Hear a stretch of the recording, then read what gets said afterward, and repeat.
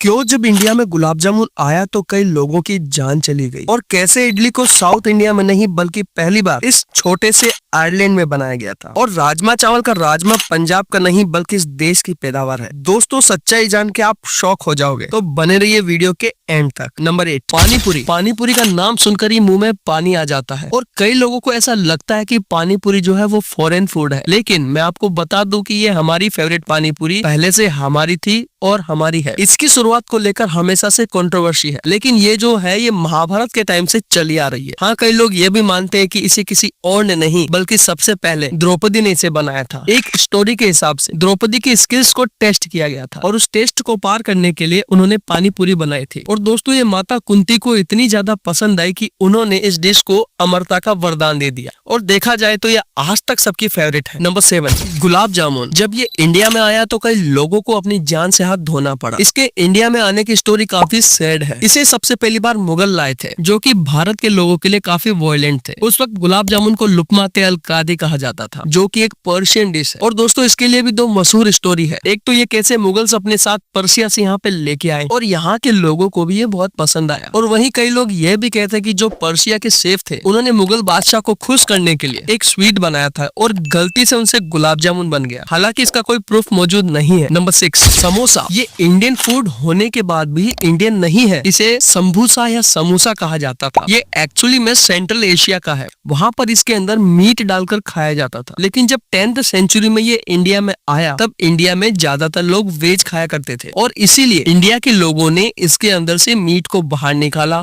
और आलू का मसाला भर दिया। और दोस्तों यहीं से शुरुआत हुई समोसे की, और इसे आज हम तीखी चटनी के साथ बड़े चाव से खाते हैं। नंबर 5, इडली। हमें इडली को देख के लगता है कि ये एक साउथ इंडियन डिश है। दरअसल इडली वो एक इंडोनेशियन डिश है जिसका रियल नेम है किडली। ये तब की बात है जब इंडोनेशिया में हिंदू राजा राज करते थे, और उनमें से कई राजा शादी करने के लिए इंडियन वाइफ को चुनते थे, और जब वो इंडिया में आते थे तो उनके साथ ही इडली भी इंडिया में आई, और इंडिया में आने के बाद इडली बनकर रह गई। और इसके कई वक्त बाद इडली और सांभर को साथ में खाना शुरू किया गया। और कई लोग ये भी मानते हैं कि केडली को इंडिया में राजा नहीं बल्कि अरब लाए थे, पर जैसे भी हो ये है तो इंडोनेशिया की। नंबर 4, पाव भाजी। ये जो पाव भाजी हम खाते हैं वो एक्चुअली में पोर्चुगीज डिश है। भाजी शब्द इंडियन है, लेकिन पाव भाजी में जो पाव शब्द है वह पोर्चुगीज का है। वहाँ इसे पाव कहा जाता है, और वहाँ के लोग पाव को भाजी के साथ खाया करते थे। वहाँ पर लड़ाई के दौरान इसका काफी ज्यादा इस्तेमाल किया जाता था, क्योंकि जो बची हुई सब्जियां होती थी उन सबको क्रश करके उसमें मिर्च मसाला डालकर इसे पाव के साथ खाते थे। मगर जब ये भारत में आया तो भारत के लोगों ने इसमें अपना अलग ही तड़का डाल दिया। इसमें कांदा लहसुन जैसी कई सारी स्पाइसेस और चीजें डाली, और फिर इस बोरिंग सी पाव को भाजी के साथ टेस्टी पाव भाजी बना दिया। नंबर 3, हलवा। भारत में अब कई सारी चीजों का हलवा बनाया जाता है, लेकिन इसका रियल नाम हल्व हुआ करता था, जिसका मतलब होता है स्वीट। पर ये थोड़ा कंट्रोवर्शियल है, क्योंकि भारत के कई जगह पर ये बात सामने आती है कि जब पर्शियन भारत में आए थे तो उससे पहले भी हलवा कहा जाता था। इसलिए हो सकता है कि दोनों जगह पर एक ही वक्त में इसे बनाने की प्रथा शुरू हुई हो, लेकिन ये फूडीज के लिए आज भी काफी कंट्रोवर्शियल मुद्दा है। नंबर 2, जलेबी। जलेबी का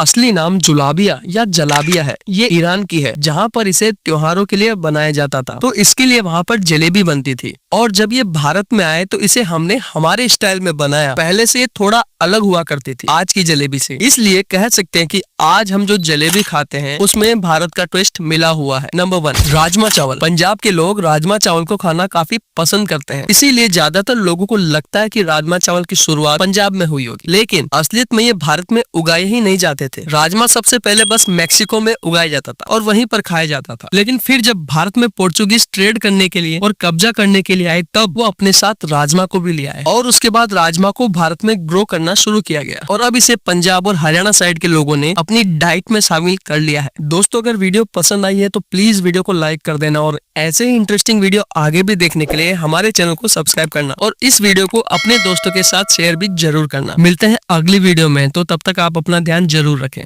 थैंक यू।